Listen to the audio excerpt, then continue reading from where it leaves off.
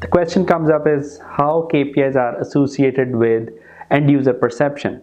Well, in short, KPIs are actually the end user perception, or if you look from the corporate perspective, the executive body wants is always interested in the KPIs which represent key performance indicators.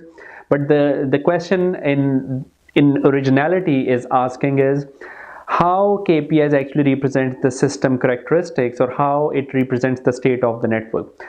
So what happens actually is KPI is the end user perception, but before KPIs, what comes up is the performance indicators. And those performance indicators in return are dependent on the procedural level operations, which actually depends on the system characteristics. So ultimately, as an engineer, you need to have an understanding of how the system operates, and that system, what parameters are the ones resulting into certain procedures, and those procedures are the ones combining and making them into performance indicators, and you use those performance indicators to classify them into different KPIs.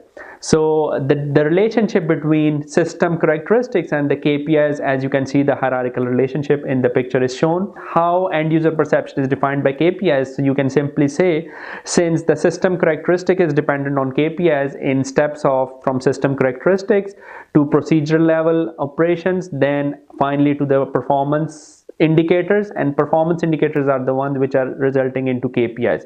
And these steps or this hierarchy also helps you to understand how by changing certain tweaks or certain system characteristics or parameters are going to affect your overall KPIs of the system.